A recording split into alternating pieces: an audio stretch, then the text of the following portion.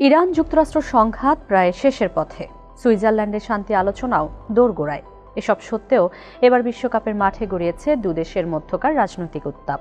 Los Angeles এর নিউজিল্যান্ডের বিরুদ্ধে ইরানের প্রথম ম্যাচটি ঘিরে মাঠের বাইরে বিক্ষোভ, গ্যালারিতে নিষিদ্ধ রাজনৈতিক পতাকা এবং ম্যাচ শেষে ইরানি ফুটবলারদের ওপর মার্কিন প্রশাসনের নানামুখী কড়াকড়ি জন্ম দিয়েছে নতুন বিতর্কের।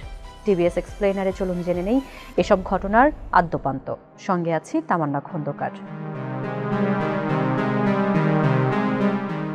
ইরানের ওপর আগে থেকেই শর্ত ছিল, যেদিন যুক্তরাষ্ট্রের মাঠে ম্যাচ থাকবে সেদিন দেশটিতে প্রবেশ করে ম্যাচ শেষ আবার ওই দিনের মধ্যেই ছাড়তে হবে ভূখণ্ড।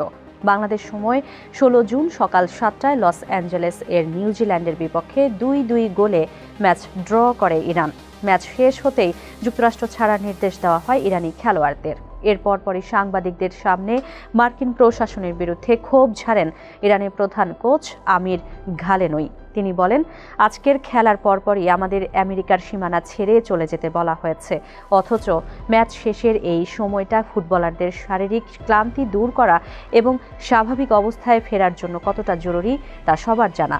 আমাদের পরিকল্পনা ছিল ক্যালিফোর্নিয়াতে রাতটুকু থেকে পরদিন মেক্সিকোতে ফেরার, কিন্তু কোনো সুযোগ না দিয়ে মেক্সিকোতে ফেরত পাঠানো হচ্ছে। তিনি আরও বলেন, আমার মনে হয় এবারের পুরো বিশ্বকাপে আমাদের দলই সবচেয়ে বেশি বৈষম্য ও অন্যায়ের শিকার। আমাদের ফুটবল ফেডারেশনের সভাপতি এখানে আসতে পারেননি, আমাদের দেশের সংবাদ মাধ্যমের কর্মীরা নেই, ম্যাচের সময় খেলোয়াড় পরিবর্তনের সিদ্ধান্ত বা টেকনিক্যাল কাজে সাহায্য করার মতো সহকারী কোচদেরও পাশে পাচ্ছি না। বেঞ্চের অন্যান্য কর্মকর্তাদেরই এখন সব সামলাতে হচ্ছে। বিশ্বকাপ শুরুর আগে ইরান দল চেয়েছিল যুক্তরাষ্ট্রের অ্যারিজোনায় বেস ক্যাম্প করতে। নানা জটিলতার দোহাই দিয়ে সেই অনুমতি দেয়নি যুক্তরাষ্ট্র। ফলে বাধ্য হয়ে মেক্সিকোর টিজুয়ানায় বেস ক্যাম্প করে ইরানি ফুটবল দল মিল্লি।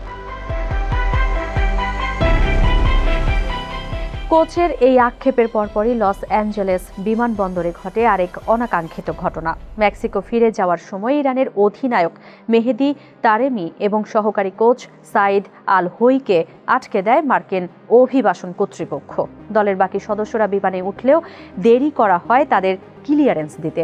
এছাড়া ইরানি উইঙ্গার মেহেদি তোরাবির সিঙ্গেল এন্ট্রি ভিসার মেয়াদ শেষ হয়ে যাওয়ায় নতুন আইনি জটিলতা তৈরি হয়েছে তাকে ঘিরে।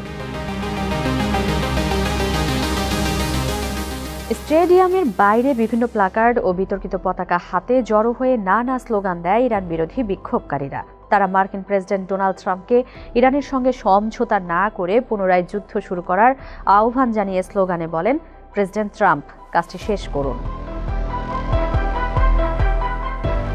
এক বিক্ষোভকারী ধরা ব্যানারে দেখা যায় স্যুট পরে কালো ঘোড়ার উপর বসে আছেন রেজা পাহলভি। সেখানে লেখা, মেক ইরান গ্রেট অ্যাগেইন। আরেকটি প্লাকার্ডে দেখা যায়, সন্ত্রাসী ইসলামিক রিপাবলিকের ফুটবল দল ইরানকে প্রতিনিধিত্ব করে না। বিক্ষোভকারীদের দাবি, ইসরায়েল ও যুক্তরাষ্ট্রের সবশেষ যুদ্ধ ইরানের বিরুদ্ধে নয়, বরং ইরানের শাসক গোষ্ঠীর বিরুদ্ধে। ফিফার নিয়ম অনুযায়ী আন্তর্জাতিক ম্যাচে যে কোনো বিতর্কিত রাজনৈতিক প্রতীক বা পতাকা প্রদর্শন সম্পূর্ণ নিষিদ্ধ। অথচ লস অ্যাঞ্জেলেস এর গ্যালারিতে হাজারো দর্শনার্থী 1979 সালের ইসলামী বিপ্লবের আগের সিংহ ও সূর্য খচিত নিষিদ্ধ পতাকা, টুপি ও শার্ট পরে দেখতে আসেন খেলা। এসবই ইরান সরকারের বিরোধী প্রতীক হিসেবে পরিচিত। এমনকি ম্যাচের শুরুতে ইরানের জাতীয় সঙ্গীত চলার সময়ও গ্যালারির এক অংশ থেকে দেওয়া হয় দুয়ধ্বনি। রাজনীতি ও মাঠের বাইরের এত কড়াকড়ি সত্ত্বেও যখনই ইরান গোল করেছে, পুরো স্টেডিয়াম ফেটে পড়েছে উল্লাসে। তবে মাঠের এই বৈরী পরিবেশ প্রমাণ করে, সুইজারল্যান্ডে যুক্তরাষ্ট্র ও ইরানের মধ্যে আসন্ন উচ্চ পর্যায়ের শান্তি আলোচনা যতই এগিয়ে চলুক না কেন, দুই দেশের মধ্যকার দীর্ঘদিনের অবিশ্বাস ও রাজনৈতিক ক্ষত খেলার মাঠকেও বিষাক্ত করে রাখছে এখনো।